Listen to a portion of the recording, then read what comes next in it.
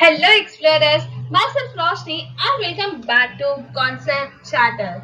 So we were learning at chapter 1 of our class 9 social science, that is understanding social science, and let's move on to our next topic, scope of social science. तो चलो इस topic को हम explore करते हैं,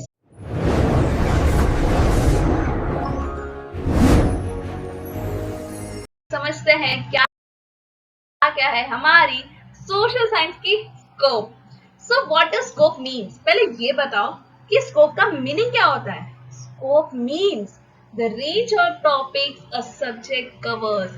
एक subject में कौन कौन से टॉपिक्स कवर होते हैं, दैट इज स्कोप। ठीक है, स्कोप तो समझ गया। अब सोशल साइंस का स्कोप क्या है वो देखते हैं। Social science has a wide and multi dimensional scope. Social science का वाइड और मल्टी डायमेंशनल स्कोप है because it deals with many aspects of human life and society, क्योंकि वो ह्यूमन लाइफ और सोसाइटी के बहुत सारे एस्पेक्ट्स को पढ़ता है, समझता है और डील करता है। समझे? चलो let's see what social science studies. Social science क्या पढ़ता है या क्या बताता है। सोशल साइंस हमें हेल्प करता है कि हम समझ सके how society work and how we can build a better world. हमें बताता है कि कैसे सोसाइटी वर्क करती है और कैसे हम एक बेटर वर्ल्ड बिल्ड कर सकते हैं। देखो एस्पेक्ट्स कौन कौन से हैं। Social institutions. सोशल इंस्टीट्यूशंस में आते हैं family, religion, education, community, and ये सब शेप करते हैं हमारी बिहेवियर और हमारी वैल्यूज को। फैमिली भी हमें कुछ वैल्यू सिखाती है, रिलीजन हो, एजुकेशन हो या कम्युनिटी हो, ये सभी लोग हमें कुछ ना कुछ वैल्यू सिखाते हैं। This is social institution. Next is economic activities. Agriculture, industry, trade, services, ये सब हमारी ह्यूमन नीड्स को मीट करती है और प्रमोट करती है डेवलपमेंट। अब देखो एग्रीकल्चर हो, इंडस्ट्री हो, ट्रेड हो या सर्विसेज हो, ये सारी चीजें हम ह्यूमंस की नीड्स को फुलफिल करती है। यस, फुलफिल करती है और हमें एक डेवलपमेंट की तरफ ले जाती है। Next is our political system. Political system में हाउ पावर इज ऑर्गेनाइज, कैसे पावर ऑर्गेनाइज की गई है, हाउ डिसीजंस आर मेड, कैसे decision interaction, how physical features, climate and natural resources influence human activities and settlement pattern। अब देखो, अब आप सोच रहे होगे एनवायरमेंट का हमसे क्या कनेक्शन कनेक्शन है।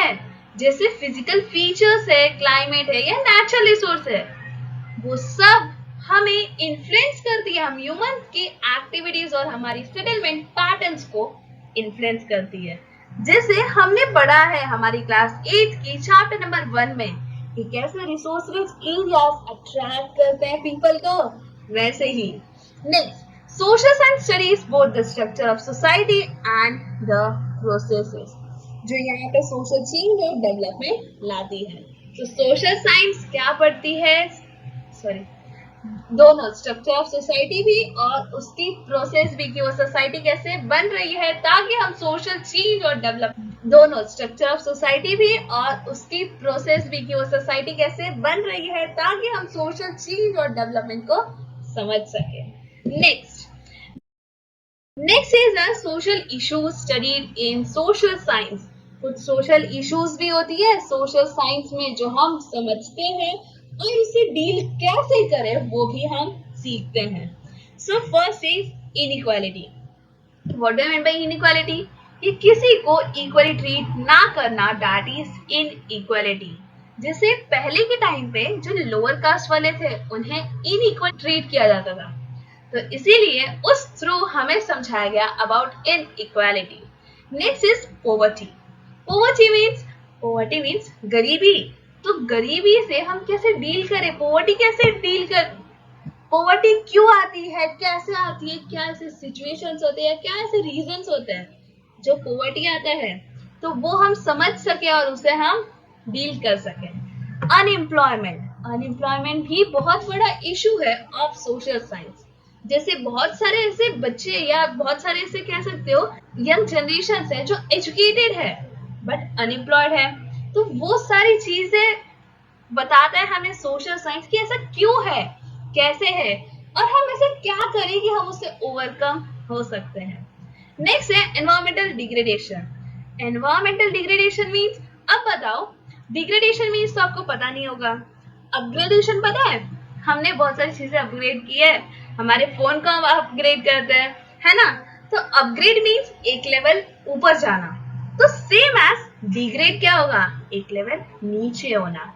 दैट मीन्स दिन पर दिन हमारा जो एनवायरमेंट है वो कम होता जा रहा है, उसकी क्वालिटी, उसकी क्वांटिटी कम होती जा रही है, वो डिग्रेड हो रहा है।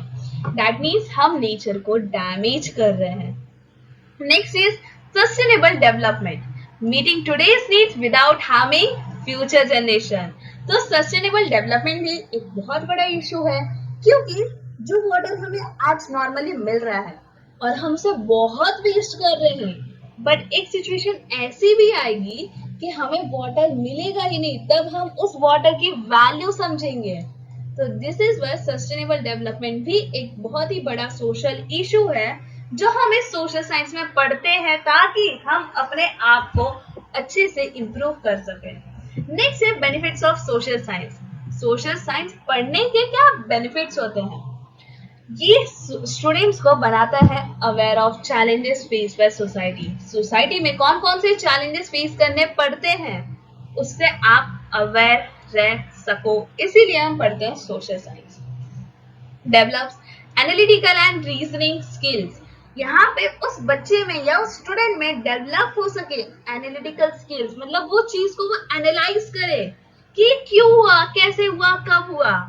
ऑल्सो ये रीजन जान सके, उसके अंदर वो स्किल्स आनी चाहिए।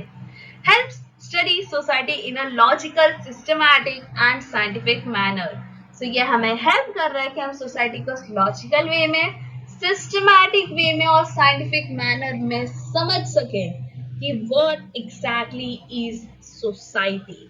समझ में आया? पक्का समझ में आया? तो चलो हम नेक्स्ट पे जाते हैं। Using the scope of social science, एक रियल लाइफ एग्जांपल है।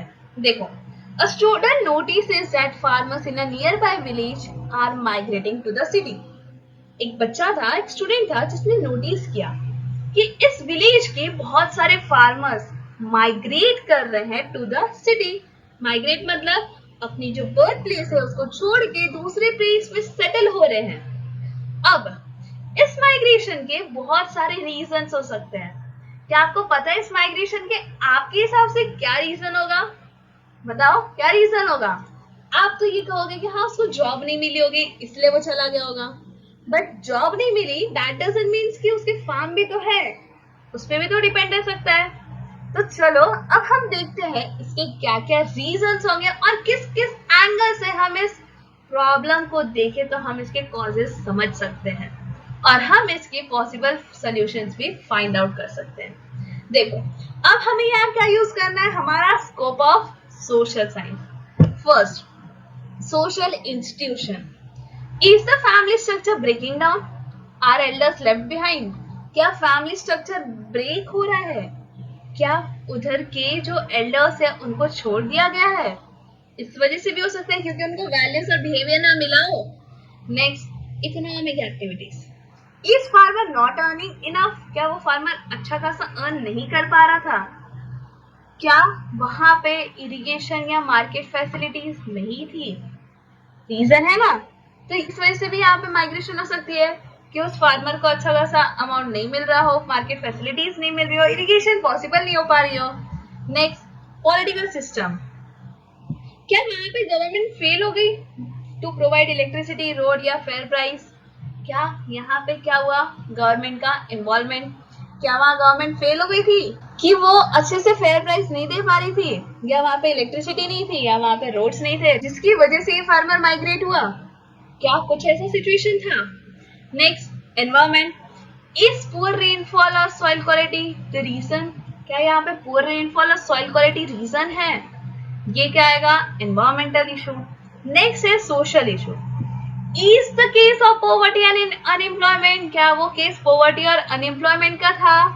तो ये सारी चीजें क्या है, ये सारी एंगल्स अगर हमने देखा तो हम एक रियल लाइफ प्रॉब्लम, एक सिंगल प्रॉब्लम को डील कर सकते हैं, उसको एनालाइज कर सकते हैं, और एनालाइज करने के बाद हमें उसका आंसर मिल सकता है। समझ में आ रहा है कि कैसे सोशल साइंस हमारे डे टू डे लाइफ में हर जगह कनेक्टेड है, हर जगह जरूरी है। देखो, this shows social science covers all angles in a real problem. एक सिंगल प्रॉब्लम में कैसे सोशल साइंस ने सारे एंगल्स कवर कर लिए, जैसे from family to government to nature. Family भी आ गई, गवर्नमेंट भी आ गई और नेचर भी आ गई। दैट मीन वो सारे एस्पेक्ट्स आ गए जो पॉसिबल थे for a farmer to migrate to the city. अब आपके हिसाब से बताओ कि आपका कोई ऐसा प्रॉब्लम है, वो वैसा प्रॉब्लम नहीं जो आप होमवर्क नहीं करते हो, वो एक आपके लिए इशू होगा, ऐसा कोई इशू नहीं। समझो क्लाइमेट चेंज हुआ, या फ्लड आ गई, या सुनामी आ गई, क्यों आई, कैसे आई, क्या वहां पे हिस्ट्री कनेक्टेड है, क्या पॉलिटिकल साइंस कनेक्टेड है, क्या इकोनॉमिक्स कनेक्टेड है, या क्या ज्योग्राफी कनेक्टेड है, वो आप बताओगे मुझे कमेंट। सो यहाँ पे हमारा ये टॉपिक कंप्लीट होता है, scope of social science. And I hope आपको ये टॉपिक समझ में आया होगा। मिलते हैं हम अगले न्यू टॉपिक के साथ, जो है हमारा relevance of social science in everyday life. तो तब तक के लिए आप इस चैनल को सब्सक्राइब कर लीजिए, ताकि ऐसे ही और वीडियोस आपको मिल सके, और इस चैप्टर की एनिमेशन वीडियो भी आप देख सके। तो so stay connected to Concept Charter, like, share and subscribe to my video.